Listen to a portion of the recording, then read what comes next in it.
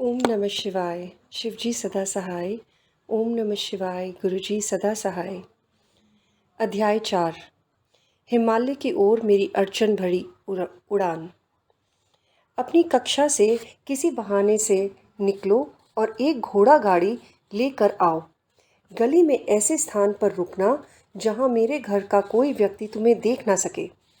मेरा यह अंतिम संदेश अमर मित्र के लिए था। अमर मेरे हाई स्कूल का मित्र जिसने मेरे साथ हिमालय की ओर जाने की योजना बनाई थी। अपने पलायन के लिए हमने अगला दिन चुना था। सावधानियां बरतनी ज़रूरी थी क्योंकि अनंत की मेरी ऊपर कड़ी नज़र रहती थी।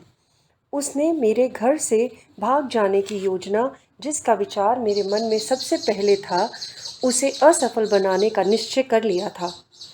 ताबीज़ एक आध्यात्मिक यीस्ट की तरह मेरे अंदर चुपचाप काम कर रहा था। हिमालय में बर्फ़ से ढकी चोटियों के बीच मुझे आशा थी कि मेरे गुरु, जिनको मैं अक्सर अपने अंतर्मन के दिव्य दर्शनों में देखता था, मुझे मिल ही जाएंगे। मेरा परिवार अब कलकत्ता में रह रहा था, जहां मेरे पिताजी का स्थायी रूप से स्थानांतरण हो गया था। पितृसत्ता प्रधान भारतीय परंपरा के अनुसार अनंत भी अपनी नववधू के साथ हमारे घर 4 गुरपार रोड पर रह रहे थे। घर की अटारी में स्थित एक छोटे से कमरे में मैं नित्य ध्यान केंद्रित करता और अपने मन को दिव्य खोज के लिए तैयार कर रहा था। उस यादगार सुबह की शुरुआत अमंगलकारी वर्षा से के साथ हुई। सड़क पर अमर की गाड़ी के पहिए की आवाज़ सुनकर मैंने जल्दी जल्दी एक कंबल, एक जोड़ी सैंडल, लाहड़ी मास्टर जी की एक फ़ोटो, एक भागवत गीता की प्रति, एक जाप करने की माला और 2 कपड़े साथ बांध लिए। पोटली को मैंने तीसरी मंजिल की खिड़की से नीचे फेंक दिया। मैं दौड़ता हुआ सीढ़ियों से नीचे उतरा और द्वार पर मछली खरीद रहे चाचा जी की तरफ तेजी से निकल गया। ऐसी क्या जल्दी है? उन्होंने शंकित नज़रों से मुझे देखा। बिना जवाब दिए मैं उन्हें देखकर मुस्कुराया और सीधे गली की तरफ चल पड़ा। षड्यंत्रकारी सावधानियां बरतते हुए मैं अमर के पास पहुंचा। गाड़ी में बैठकर हम चांदनी चौक एक कपड़े की दुकान पर गए। कई महीने से हम थोड़ा थोड़ा कर पैसा जोड़ रहे थे ताकि अंग्रेज़ों जैसे कपड़े खरीद सकें। हमें पता था अनंत अपनी जासूसी करने से बाज नहीं आएगा। उसको पलटी देने के चक्कर में हमने यूरोपियन कपड़े पहनकर भागने की अपनी योजना बनाई। स्टेशन के रास्ते मैं अपने चचेरे भाई जतिन घोष, जिन्हें मैं जतिन दा कहता था, वे हिमालय में गुरु की खोज में हमारे नए साथी थे। हमारे पास पहले से तैयार सूट को उन्होंने पहन लिया। अब हमें कोई पहचान नहीं सकता, ऐसा सोचकर हमारे मन खुशी से झूम उठे। अब हमें केवल कैनवस के जूतों की ज़रूरत थी। मैं अपने साथियों को दुकान पर ले गया, जहां रबड़ के तले वाले जूते सजे हुए थे। जीव हत्या से तैयार चमड़े की वस्तुओं को पवित्र यात्रा पर नहीं ले जाना चाहिए। मैंने बीच रास्ते में भगवत गीता का चमड़े का कवर उतारा, अपनी 16 टोपी, हेलमेट को कसने वाला चमड़े का फीता निकाला। स्टेशन पहुंचकर हमने बर्दवान तक का टिकट खरीदा, जहां से हमने हिमालय की तलहटी में जाने वाली हरिद्वार की ट्रेन बदलनी थी। जैसे ही ट्रेन हमारी तरफ भागने लगी, मैंने अपनी महान आशाओं को इस प्रकार व्यक्त किया। ज़रा कल्पना करो, मैं उत्साहित होकर बोला, अब हमारे गुरु हमें दीक्षा देंगे और हम ब्रह्म चैतन्य की समाधि का अनुभव करेंगे। हमारे शरीर में ऐसी चुंबकीय शक्ति जागृत होगी कि हिमालय वन्य पशु हमारे पास पालतू जानवरों की तरह आएंगे। बाघ एक पालतू बिल्ली की तरह खुद को हमारे द्वारा सहलाने जाने को आतुर होगा।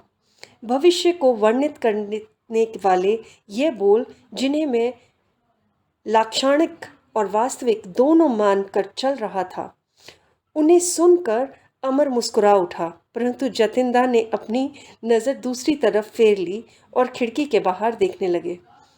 चलो पैसों के 3 हिस्से कर लेते हैं, जतिन ने अपनी लंबी चुप्पी तोड़ते हुए कहा। हम तीनों को बर्दवान में अलग अलग टिकट खरीदने चाहिए, जिससे स्टेशन पर किसी को पता नहीं चलेगा कि हम तीनों साथ साथ भाग रहे हैं। मैं बिना किसी आशंका से सहमत हो गया। सूर्यास्त के समय हमारी ट्रेन बर्दवान में रुकी। जतिनदा टिकट घर रख गए। अमर और मैं प्लेटफॉर्म पर रुक गए। हमने 15 मिनट तक उनका इंतज़ार किया, फिर उनके बारे में पूछना शुरू किया।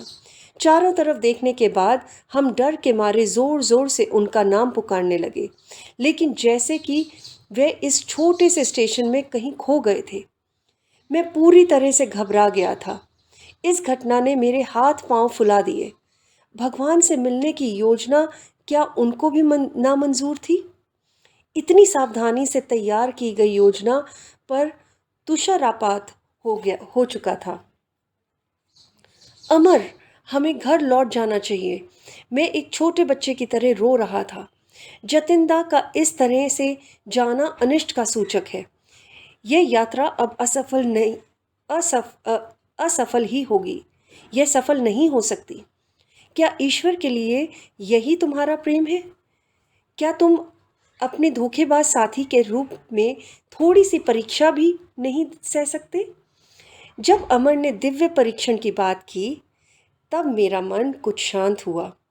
बर्दवान में हमने वहाँ की मशहूर मिठाइयाँ सीता भोग यानी देवी सीता का भोग और मोतीचूर के लड्डू जो छोटे छोटे गोल दोनों से बना होता है का नाश्ता किया। कुछ ही घंटों में हम बरेली होकर जाने वाली हरिद्वार की ट्रेन में बैठे। अगले दिन मुगल सराय में ट्रेन बदलते हुए हमने प्लेटफॉर्म पर बैठकर अपनी यात्रा पर विचार विमर्श किया। अमर, शीघ्र ही रेलवे के अधिकारियों द्वारा हमसे सवाल किए जाएंगे। मैं अपने भाई के चातुर्य को समझता हूँ, चाहे वो भी हो, मैं झूठ नहीं बोलूँगा। मुकुंद, मेरा तुमसे केवल इतना अनुरोध है कि तुम बस चुप रहना। जब मैं बात कर रहा हूँगा तब तुम हंसना या मुस्कुराना नहीं। इतने में एक यूरोपियन रेलवे अधिकारी मेरे पास आया। उसने एक तार पत्र को हिलाकर मुझे दिखाया, जिसका अर्थ मैं फौरन समझ गया। क्या तुम लोग नाराज़ होकर घर से भाग रहे हो?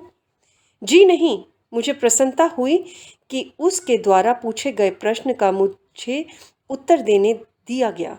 मैं जानता था कि हमारे पलायन का कारण नाराज़गी नहीं, वरना दैवीय वैराग्य था। फिर वह अधिकारी अमर की तरफ मुड़ा और फिर उनके बीच चातुर्य भरा वार्तालाप हुआ।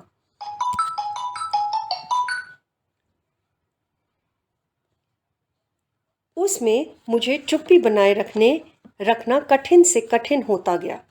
तीसरा लड़का कहाँ है? उस व्यक्ति ने अपनी आवाज से रौबदार तरह से पूछा।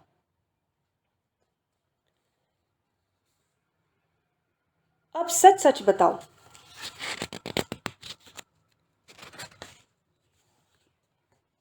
सर, आपने चश्मा पहना हुआ है। क्या आप नहीं देख सकते कि यहाँ हम केवल 2 हैं? अमर ने दुष्टतापूर्ण मुस्कुराते हुए कहा। मैं तो कोई जादूगर नहीं हूँ। मैं तीसरे साथी को नहीं दिखा सकता। अधिकारी यह बात सुनकर अचकचा गया, फिर संभलकर उसने नया तरीका अपनाया। आपका क्या नाम है? मुझे थॉमस कहते हैं। मैं अंग्रेज माता और भारतीय परिवर्तित ईसाई पिता की संतान हूँ। तुम्हारे मित्र का क्या नाम है? मैं उसे थॉमसन के नाम से बुलाता हूँ। अब तो मेरी हंसी की चरम सीमा हो रही थी। मैं फौरन उठकर ट्रेन की ओर बढ़ा और चलने के लिए सीटी बजा रही थी। उसमें जाकर बैठा। अमर इस अधिकारी के साथ आया, जिसे अब हमारी बात पर कुछ कुछ विश्वास होने लगा था। उसने हमें यूरोपियों के लिए आरक्षित डिब्बों में बिठाया। उसे 2 अंग्रेज बच्चों को स्थानीयों के लिए आरक्षित में बिठाना उचित नहीं लगा। पुलिस के जाने के बाद मैं सीट पर बैठकर हंसी के मारे लोटपोट होने लगा। यूरोपियन अधिकारी को मात देकर मेरा मित्र अत्यंत संतुष्ट था। प्लेटफॉर्म में मैंने तार को पढ़ लिया था। मेरे भाई द्वारा भेजे गए टेलीग्राम में शब्द इस तरह से थे: 3 बंगाली लड़के अंग्रेज़ों की वेशभूषा में घर से मुगलसराय होते हुए हरिद्वार के लिए भाग रहे हैं। कृपया करके उन्हें मेरे पहुंचने तक रोक कर रखें। आपकी सेवाओं के लिए आपको उचित इनाम दिया जाएगा। अमर, मैंने तुम्हें कहा था कि अपने घर में चिहित रेलवे के टाइम टेबल को मत छोड़ना। मेरे आंखों में नाराज़गी थी। मेरे भाई को वहाँ ज़रूर मिल गया होगा। अमर ने मेरी डांट चुपचाप स्वीकारी। बरेली में हम थोड़ी देर के लिए रुके, जहाँ द्वारका प्रसाद अनंत द्वारा भेजे गए तारपत्र के साथ हमारा इंतज़ार कर रहा था। मेरे मित्र ने हमें बहुत रोकने की कोशिश की। मैंने उसे विश्वास दिलाया कि हमारे पलायन के उद्देश्य को हल्के में मत लो। जैसा कि पहले हुआ था, द्वारका ने हमारे हिमालय जाने के प्रस्ताव को ठुकरा दिया था। अब हमारी ट्रेन रात में एक स्टेशन पर रुकी हुई थी। मैं नींद में था। अमर को एक अधिकारी ने प्रश्न पूछने के लिए उठाया। वह भी थॉमस और थॉमसन नामों के इंद्रजाल में फंस गया। सुबह होते होते तक ट्रेन ने हमें सफलतापूर्वक हरिद्वार पहुंचा दिया। कुछ दूरी पर हिमालय कुछ अस्पष्ट से दिखाई दे रहा था। हम तेज़ गति से स्टेशन के बाहर निकले और शहर की स्वतंत्र भीड़ में घुस गए। हमारा सबसे पहला कार्य था पहले स्थानीय पोशाक पहनना, क्योंकि अनंत को अब हमारी यूरोपियन वेशभूषा के बारे में पता चल चुका था। मेरे मन में अभी भी पकड़े जाने का भय सबसे ऊपर था। हमारा हरिद्वार से बाहर जाना भी श्रेयस्कर है, यह सोचकर हमने सदियों से साधु संतों के चरण से पवित्र नगरी ऋषिकेश के लिए टिकट ले ली। मैं ट्रेन पर चढ़ गया, जबकि अमर अभी पीछे प्लेटफॉर्म में ही था। अचानक उसे पुलिस वाले की आवाज़ पर रुकना पड़ा। अवांछित संरक्षण हम दोनों को रेलवे स्टेशन के बंगले में ले गया। हमारे पैसे भी ले लिए। फिर शिष्टता से कहा कि यह उसकी ड्यूटी है कि जब तक मेरा बड़ा भाई ना पहुँचे उसे हमको रोक कर रखना होगा। यह जानकर कि हम दो भगोड़ों का गंतव्य स्थल हिमालय था, अफसर ने एक अजीब व गरीब कहानी सुनाई। मैं देख पा रहा हूँ कि आप दोनों संतों के पीछे पागल हो, लेकिन जिस ईश्वर के महान व्यक्ति से मैं कल मिला, उससे अधिक महान व्यक्ति मैं आप कभी नहीं मिल सकते हैं। मैं और मेरे सहयोगी अफसर उनसे 5 दिन पहले मिले थे। हम गंगा में एक खूनी की खोज के सिलसिले में गंगा के किनारे गश्त लगा रहे थे। हमारे पास निर्देश थे कि मिलने पर उसे जिंदा अथवा मुर्दा बंदी बनाया जाए। उनके बारे में हमें बताया गया था कि तीर्थयात्रियों को लूटने के लिए वह साधु का छद्म वेश धारण कर लेता था। दिन बीतने में थोड़ा समय था जब हमने ऐसी आकृति देखी जो उस अपराधी के वर्णन से मिलती जुलती थी। जब वह हमारे आदेश पर नहीं रुका तो हम उसे पकड़ने के लिए दौड़ पड़े। मैंने कुल्हाड़ी से उस पर तीखा वार किया और उस व्यक्ति का दाहिना हाथ मानव शरीर से अलग ही हो गया था। बिना कराए या अपने घाव पर नजर डाले वह अजीब सा अजनबी अपनी पहली गति से ही चला जा रहा था। जब हम कूद कर उसके सामने खड़े हुए, वह धीमे से बोला, मैं वही खूनी नहीं हूँ जिसे तुम खोज रहे हो। मुझे यह देखकर गहरा आघात लगा कि मैंने देखने में एक दिव्य साधु को घायल कर दिया था। मैंने उससे क्षमा याचना की और अपनी पगड़ी उसे देने की कोशिश की, जिससे वह तेज बहते हुए खून को रोक सके। बेटा, आपके द्वारा वह वार एक गलतफहमी की वजह से था, यह मैं समझ सकता हूँ। उस साधु ने मुझे दया भाव से देखा। जाओ और पश्चाताप मत करो, मेरी प्यारी माँ मेरी देखभाल कर रही है। उसने लटकी हुई बाँह को खींचा और कंधे के जोड़ पर दबाकर लगा दिया और आश्चर्य, वह जुड़ गई और उसमें से खून बहना भी बंद हो गया। 3 दिन बाद मुझसे उस पेड़ के नीचे आकर मिलो, मुझे तुम पूर्णतः स्वस्थ पाओगे। इस प्रकार तुम्हें पश्चाताप भी नहीं रहेगा। कल ही मैं अपने साथियों के साथ वहाँ गया था। वे साधु वहाँ थे और उन्होंने हमें अपनी बाह का निरीक्षण करने दिया। वहाँ पर ना तो कोई चोट का निशान था, ना ही वार का कोई लक्षण। मैं ऋषिकेश होते हुए हिमालय के नितांत निर्जन शांत जगह पर जा रहा हूँ। उसने जल्दी जल्दी हमसे विदा लेते हुए हमें आशीर्वाद दिया। मुझे ऐसा प्रतीत होता है कि उनकी पवित्रता और दिव्यता ने मेरे जीवन को उन्नत कर दिया है। अफसर ने पवित्र उद्गार के साथ अपनी कहानी खत्म की। उसके अनुभव ने जाहिर है उसे बहुत प्रभावित किया था। एक प्रभावशाली ढंग से उसने उस चमत्कार से संबंधित छपी खबर की तुरंत कतरन मुझे दी। एक सनसनीखेज समाचार पत्र में जिस प्रकार खबरों को तोड़ मरोड़ कर प्रकाशित किया जाता है, खेद है भारत इसका अपवाद नहीं है। उसी तरह संवाददाता ने भी खबर को बहुत बढ़ा चढ़ाकर लिखा था कि साधु का सिर धड़ से अलग हो गया था। अमर और मुझे बहुत अफसोस हुआ कि इतने महान योगी जो अपने को मरने वाले को इतनी सरलता से माफ़ कर सकता है, एक ईसा मसीह की तरह भारत भले ही भौतिक संपदा के तराजू में पिछले 200 साल से गरीब हो गया है, मगर उसके पास अभी भी कभी कभार राह चलते लोगों को, यहाँ तक कि सांसारिक व्यक्ति जैसे पुलिस वाले भी आध्यात्मिक गगनचुंबी व्यक्तियों के दर्शन पा ही लेते हैं। हमने पुलिस अफसर को इस अद्भुत कहानी से हमारा समय बिताने के लिए धन्यवाद किया। शायद वह हमारा ध्यान इस ओर खींचना चाहता था कि वह हमसे अधिक भाग्यवान था। वह बिना किसी प्रयास के इतने अलौकिक साधु से मिला और इधर हमारे हृदय में की गहराइयों में उपजी खोज ने हमें किसी सिद्ध पुरुष के पास नहीं वरन एक घटिया से पुलिस स्टेशन पहुंचा दिया था।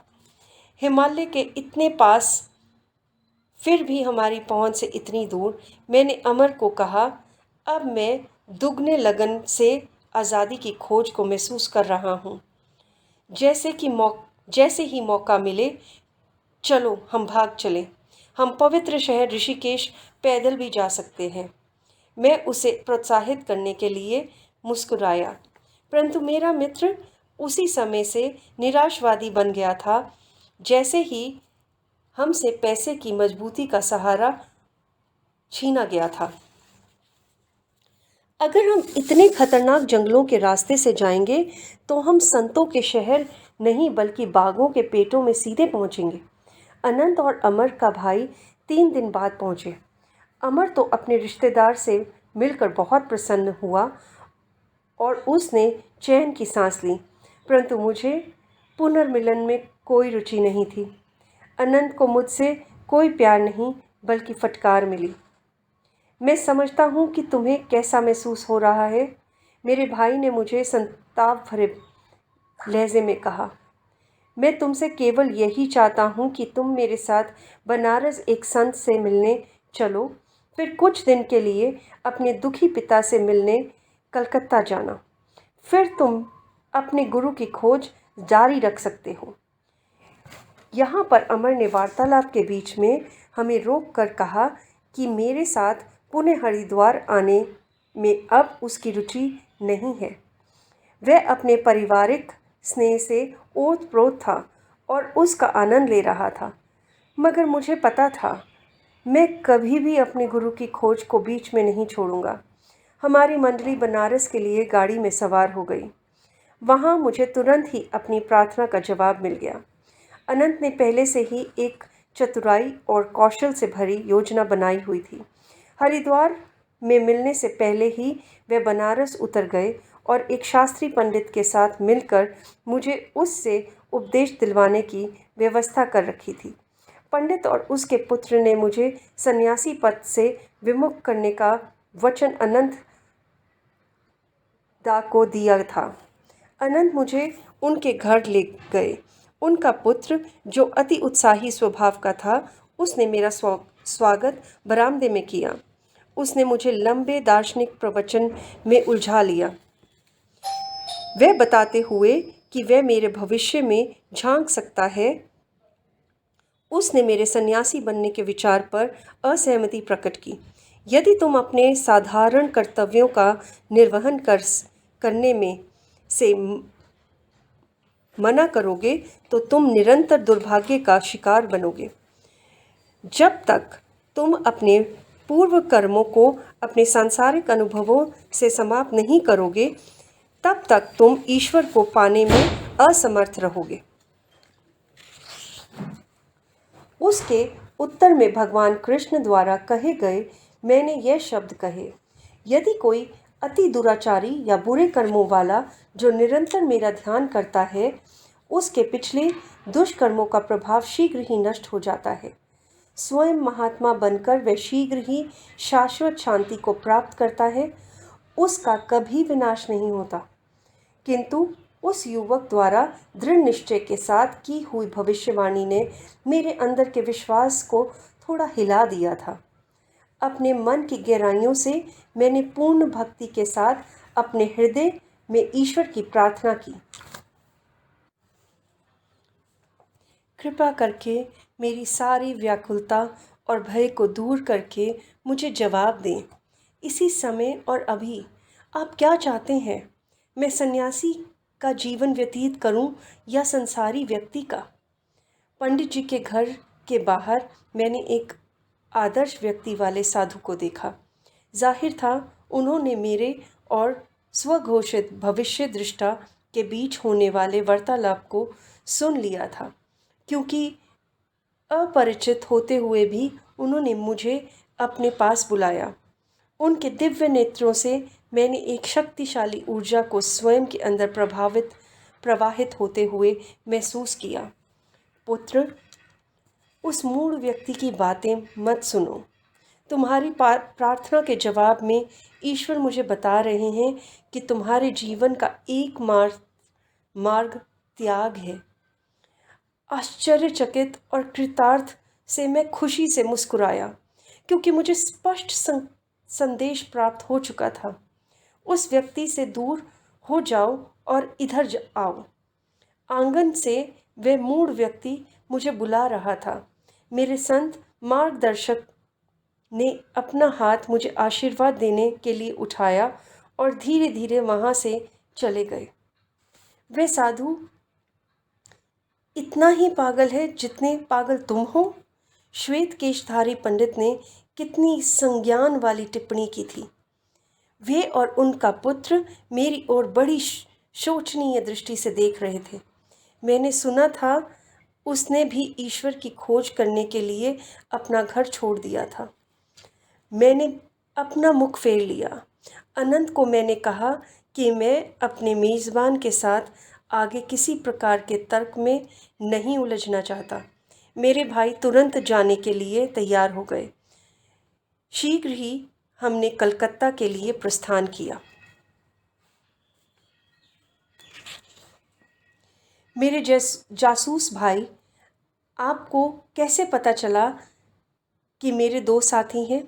जब हम घर जाने के लिए यात्रा कर रहे थे, तब मैंने अनंत दा से अपनी उफनती जिज्ञासा को शांत करने के लिए पूछा। वे शरारत भरे अंदाज से मुस्कुराए। तुम्हारे स्कूल से मुझे पता चला कि अमर कक्षा छोड़कर चला गया और लौट कर नहीं आया। अगली सुबह मैं उसके घर गया और चिन्हित टाइम टेबल को ढूंढ निकाला। अमर के पिता घोड़ा गाड़ी से निकल रहे थे और कोचवान से बातें कर रहे थे। मेरा बेटा आज मेरे साथ घोड़ा गाड़ी में नहीं जाएगा, वह गायब है। उसके पिता ने दुख भरे स्वर में कहा। मैंने एक दूसरे कोचवान भाई से सुना कि आपका बेटा 2 अन्य लड़कों के साथ यूरोपियन कपड़े पहने हुए हावड़ा स्टेशन से ट्रेन में बैठे।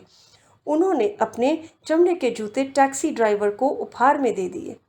इस प्रकार मुझे 3 सूत्र मिल गए थे: ट्रेन का टाइम टेबल, 3 लड़के और अंग्रेज वेशभूषा। मैं अनंत के खुलासे को हंसी, गुस्से और खीज भरे भावों से सुन रहा था। हमारी कोचवान को की गई दानवीरता थोड़ा ज़्यादा ही हो गई थी। निशाना गलत पड़ गया था और जाहिर है मैंने भी सभी शहर के स्टेशन अफसरों को तार पत्र भेज दिए थे जिन पर अमर ने निशान लगाया हुआ था। अमर ने बरेली पर भी निशान लगाया हुआ था, इसलिए मैंने तुम्हारे दोस्त द्वारा द्वारका को तार पत्र भेजा। अपने कलकत्ता ऑफिस से पता करने पर पता चला कि जतिन भी एक दिन के लिए गायब था, लेकिन एक दिन बाद ही यूरोपियन कपड़ों में घर वापस आ गया। मैंने उसको घर खाने पर बुलाया। उसने आना स्वीकार किया।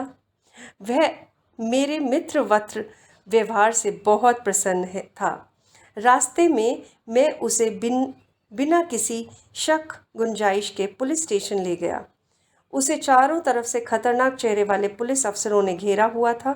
वे पुलिस अफसर भी मैंने ही चुने थे। उनकी तीखी नज़र के आगे जतिन सब कुछ बताने को तैयार हो गया। मैं तो बहुत आध्यात्मिक उत्साह और उसी भावना से बाहर बहकर हिमालय की ओर चला था।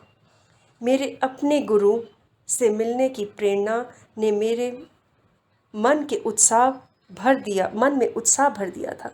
मगर जैसे ही मुकुंद ने कहा, हिमालय की कंदराओं में जब हम ध्यान में लीन होंगे, वन्य जीव हमारे आगे पीछे पालतू जानवरों की तरह चलेंगे, बाघ भी वशीभूत होकर हमारे इर्द गिर्द पालतू बिल्लियों की तरह बैठेंगे, तो मेरा सारा जोश ठंडा हो गया और माथे पर पसीने की बूंदें चमकने लगी।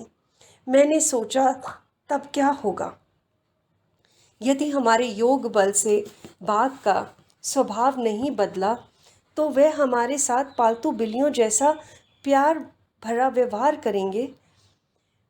मैंने अपने मन की आंखों से स्वयं को बाघ के पेट में साबुत नहीं टुकड़ों में जाते हुए देखा। मेरी जतिनदा के प्रति नाराज़गी एक क्षण से उड़नछू हो गई। ट्रेन में ऐसी हास्यास्पद स्थिति ने मेरी नाराज़गी ख़त्म कर दी, लेकिन मुझे आत्मिक शांति भी मिली यह जानकर कि जतिनदा भी पुलिस के कहर से बच नहीं पाए। अनंतदा, आप तो जन्मजात गुप्तचर हैं। मेरी विनोदपूर्ण दृष्टि पूर्णतः क्रोध रहित नहीं थी और मैं जतिनदा से कहूँगा कि मुझे खुशी है कि वह किसी विश्वासघात के उद्देश्य से नहीं, जैसा कि मुझे लगा था, बल्कि स्वयं को बचाने के उद्देश्य से गए थे। घर में मेरे पिताजी ने मुझे हाई स्कूल पास करने तक अपने पैरों को इधर उधर मचलने पर अंकुश लगाने की याचना की। मेरी अनुपस्थिति में उन्होंने बड़े प्यार से मेरे लिए एक योजना बनाई थी। उन्होंने मेरे लिए एक साधु पंडित, जिनका नाम स्वामी केवलानंद था, को प्रतिदिन घर आने के लिए रखा। वे महात्मा जी तुम्हारे संस्कृत और शिक्षक होंगे। मेरे पिताजी ने अति विश्वास के साथ उसकी घोषणा की। पिताजी को आशा थी कि एक विद्वान दार्शनिक द्वारा दी गई शिक्षा मेरी धार्मिक और आध्यात्मिक पिपासा को संतुष्ट कर सकेगी, लेकिन परिणाम उसके विपरीत हुआ। मेरे नए शिक्षक मुझे रूखे बौद्धिक ज्ञान देने के बजाय मेरी ईश्वर के प्रति आकांक्षाओं को और बढ़ावा देने लगे। पिताजी को इस बात का भान नहीं था कि मेरे शिक्षक केवलानंद लाहिड़ी महाशय के एक पहुँचे हुए शिष्य थे। जय गुरु जी। परम सिद्ध लाहिड़ी महाशय के सहस्त्रों शिष्य थे जो उनकी अद्वितीय दैविक शक्ति के आकर्षण में उनकी ओर आकर्षित हुए थे। मुझे बाद में पता चला कि लाहिड़ी महाशय अक्सर केवलानंद को एक ऋषि या अलौकिक संत की तरह उन्हें संबोधित करते थे। लंबे घने घुंघराले केश मेरे शिक्षक के सुंदर मुखमंडल को शोभा बढ़ा रहे थे। उनकी गहरी काली आंखें एक निश्चल शिशु की तरह निर्मल थीं। उनके छर्रे शरीर की भाव भंगिमा में एक स्थिरता थी। हमेशा शांत और स्नेह में केवलानंद अपने अनंत ब्रह्म में दृढ़ता के साथ जुड़े हुए थे। हम घंटों साथ साथ आनंदपूर्वक क्रिया ध्यान में व्यतीत करते थे। केवलानंद प्राचीन शास्त्रों अथवा पवित्र ग्रंथों से सुप्रतिष्ठित विद्वान थे। उनके इन अगाध ज्ञान के कारण उनके शास्त्री महाशय की उपाधि से नवाजा गया था। उन्हें अक्सर इसी नाम से पुकारा जाता था, लेकिन संस्कृत भाषा में मेरी प्रगति न के बराबर थी। मैं नीरस व्याकरण को किसी तरह इधर उधर करने की कोशिश करता और विषय को योग और लाहिड़ी महाशय की तरफ मोड़ देता। एक दिन मेरे शिक्षक ने मुझे लाहिड़ी महाशय के साथ उनके अपने जीवन के कुछ पन्नों के बारे में बताकर मुझे कृतार्थ किया। मुझे लाहिड़ी महाशय के साथ 10 वर्ष बिताने का सौभाग्य मिला है। उनका बनारस वाला घर मेरे लिए रात्रिकालीन इष्ट तीर्थ स्थान था। गुरुदेव हमेशा पहली मंजिल के सामने छोटी सी बैठक में विराजमान रहते थे। जब लकड़ी की चौकी में वे पद्मासन मुद्रा में बैठते, उनके शिष्य उन्हें माला की तरह अद्वितीयताकार घेरा बनाकर बैठ जाते। उनकी आंखें दिव्य आनंद में चमकती और मुस्कुराती रहती। उनकी आंखें आधी बंद रहती। उनका ध्यान अनंत और शाश्वत लोक में अपने दूरदर्शी गोलक द्वारा टिका रहता। वे मितभाषी थे। कभी उनकी नज़र उस शिष्य पर टिकती जिसे उनकी सहायता की आवश्यकता होती, तब घावों को भरने के लिए वाले उनके शब्द प्रकाश के हिम प्राप्त की तरह बहने लगते। गुरुदेव की एक दृष्टि मेरे अंदर एक अवर्णनीय शांति खिला देती थी, जैसे कि अनंत में खिले कमल की खुशबू उसमें ओत-प्रोत हो जाती। वह खुशबू मेरे अंदर बस जाती। दिनों दिन उनके सानिध्य में बिना एक शब्द बोले रहना, यह एक दुर्लभ अनुभव था। इसने मेरे पूर्ण अस्तित्व को बदल दिया। यदि मेरी एकाग्रता के मार्ग में कोई अवरोध आता तो मैं अपना ध्यान गुरु के चरणों में केंद्रित कर देता। इस प्रकार से कठिन स्थिति में काबू में हो जाती। इस तरह की धारणाएं कम स्तर के गुरुओं की उपस्थिति में मुझसे दूर रहती। मेरे गुरुदेव जीते जागते ईश्वर का मंदिर स्वरूप थे, जिनके गुप्त द्वार हमेशा अपने शिष्यों के लिए खुले रहते। लाहिड़ी महाशय ग्रंथों के किताबी ज्ञान के टीकाकार नहीं थे। वे बड़ी सरलता से दिव्य पुस्तकालय में डुबकी लगा लेते और विचारों का शब्दों की धारा उनके सर्वज्ञ ज्ञानी रूप से फव्वारे की तरह बहने लगती। वे बड़ी कुशलता से युगों से वेदों में लिखे हुए गूढ़ दर्शन और विज्ञान में के रहस्यों की सरल शब्दों में व्याख्या करते। इसमें उन्हें महारत हासिल थी। यदि उनसे प्राचीन ग्रंथों में उल्लेखित चेतना के विविध स्तरों को समझाने की प्रार्थना करता था, तो सहर्ष मुस्कुरा के उसका अनुरोध स्वीकार कर लेते। मैं उन अवस्थाओं में जाऊंगा और फिर तुम्हें वहाँ के अपने अनुभव बताऊंगा। इस प्रकार वे उन गुरुओं से भिन्न थे जो ज्ञान को कंठस्थ करने के बाद उसे अपने शिष्य को बिना किसी निजी अनुभव के प्राप्त किए हुए ज्यों का त्यों कंठस्थ करा देते। श्लोक का अर्थ तुम्हें जिस रूप में समझ आए उसकी वैसी व्याख्या करो। अपने पास बैठे शिष्य को ऐसा कहकर समझाते, मैं तुम्हारे विचारों का मार्गदर्शन करूंगा जिससे सही व्याख्या ही निकले। इस प्रकार लाहिड़ी महाशय की कई अनुभूतियों को उनके अनेक शिष्यों ने विस्तृत व्याख्याओं के साथ लिपिबद्ध किया। आंख बंद कर विश्वास करने की सलाह उन्होंने कभी किसी को नहीं दी। शब्द केवल एक खोल है, यानी खोखले हैं। उन्होंने कहा, ईश्वर की उपस्थिति को अपने ध्यान द्वारा उसके साथ उस आनंद को महसूस करो। किसी भी शिष्य की जैसी भी समस्या हो, वे उसे क्रिया योग द्वारा उसका हल ढूंढने की सलाह देते थे। यौगिक कुंजी की योग्यता कभी कम नहीं होगी, चाहे उसका मार्गदर्शन करने के लिए मैं इस भौतिक शरीर में रहूं या ना रहूं। इस तकनीक को बांधकर या लपेटकर किसी पुस्तक की तरह कहीं रखा नहीं जा सकता। क्रिया द्वारा अपने मुक्ति के पथ पर चलते रहो। क्रिया की शक्ति उसके अभ्यास करने में है। मैं स्वयं भी क्रिया को मानव के अभी तक अनंत ईश्वर की खोज की दिशा में किए गए प्रयासों को सबसे प्रभावशाली मानता हूँ।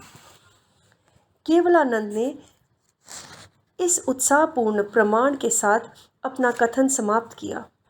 इसके निरंतर अभ्यास से सभी मनुष्यों के अंदर उपस्थित सर्वव्यापी ईश्वर लाहिड़ी महाशय और उनके अनेक शिष्यों के शरीरों में प्रत्यक्ष रूप में प्रकट हुए। लाहिड़ी महाशय का ईसा मसीह की तरह एक चमत्कार केवलानंद की उपस्थिति में हुआ। वे साधु स्वरूप शिक्षक ने एक दिन मुझे ये कहानी सुनाई। उनकी आंखें सामने पड़े संस्कृत की पुस्तक की ओर न होकर कहीं सुदूर टिकी हुई थी। एक दृष्टिहीन शिष्य पर मुझे बहुत दया भाव आने लगा। जब वह इतनी लगन से हमारे गुरुदेव की सेवा करता है, जिसके अंदर ईश्वर अपने पूरे तेज के साथ आलोकित है, तब क्या उसकी आंखों में कुछ भी रोशनी नहीं होनी चाहिए? एक सुबह मैं रामू से मिलना चाहता था, लेकिन वह घंटों गुरुदेव के पास बैठा पंखा झलता रहा। आखिर अब वह कमरे से बाहर निकला तो मैं उसके पीछे पीछे गया। रामू, तुम कब से अंधे हो? जन्म से सर। मेरी आंखों को कभी सूर्य को देखने का सौभाग्य नहीं मिला। हमारे सर्वशक्तिमान गुरुदेव इसमें तुम्हारी सहायता कर सकते हैं। उनसे प्रार्थना करो। दूसरे दिन रामू बड़े संकोच के साथ लाहिड़ी महाशय के पास गया, किंतु आध्यात्मिक संपदा को मांगने के साथ शारीरिक अक्षमता को दूर कहना उसे बहुत लज्जास्पद लग रहा था। गुरुदेव, ब्रह्मांड को प्रकाशमय करने वाला आपके अंदर है। मेरा आपसे निवेदन है कि उसके प्रकाश को आप मेरी आंखों में डाल दें, जिससे मैं भी सूर्य के थोड़े से प्रकाश को देख सकूं। रामू, किसी ने बड़ी चालाकी से मुझे इस विकट स्थिति में डालने की योजना बनाई है। मेरे अंदर किसी को स्वस्थ करने की शक्ति नहीं है। ये तो वाकई अलग बात है। ईश्वर की कोई सीमा नहीं है। वह जो तारों को रोशन करता है और मांस से बनी कोशिकाओं में रहस्यमय जीवन डालता है, निश्चय ही वह तुम्हारे नेत्रों को में भी ज्योति भर सकता है।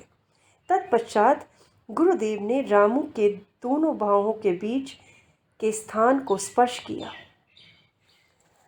अपने मन को यहाँ केंद्रित करो और बार बार भगवान राम का स्मरण 7 दिन तक करो।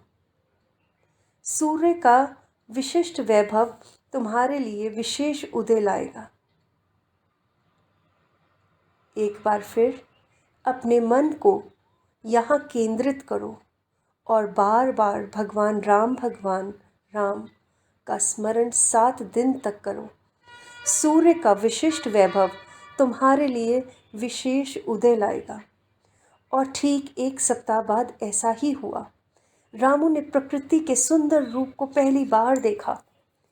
सर्वज्ञानी गुरु ने अपने शिष्य को राम का नाम जपने के लिए कहा, जो उसके इष्ट और प्रिय देवता थे। रामू की भक्ति से भरपूर भूमि में गुरु के शक्तिशाली स्वास्थ्य रूपी बीज को बोने से ये अंकुरित हो गया। केवलानंद क्षण भर के लिए चुप हुए और मन ही मन अपने गुरु को नतमस्तक होकर प्रणाम किया। लाड़ी महाशय द्वारा किए गए सभी चमत्कारों से एक बात तो स्पष्ट है कि उन्होंने कभी भी स्वयं सिद्धांत यानी मैं ही हूँ कर्ता को कभी अपने ऊपर हावी नहीं होने दिया। ईश्वर के प्रति पूर्ण समर्पण के कारण ही गुरुदेव स्वस्थ करने वाली शक्ति को अपने में मुक्त रूप से प्रवाहित करने के लिए सुलभ बना लेते थे। लाड़ी माशे जिन्होंने अनेक शरीरों को चमत्कारी ढंग से स्वस्थ किया, उनके शरीर को भी अंततः चिताग्नि की ज्वाला का भक्ष्य बनना पड़ा। लेकिन लोगों के अंतर में जिस तरह की आत्माध्यात्मिकता उन्होंने जागृत की, ईसा मसीह के समान जिस प्रकार के शिष्य तैयार किए, वही आज उनके अजर अमर चमत्कार है। मैं कभी भी संस्कृत का विद्वान नहीं बन सकता। केवलानंद जी ने मुझे उससे भी ज़्यादा दिव्य भाषा पढ़ा दी थी। ओम।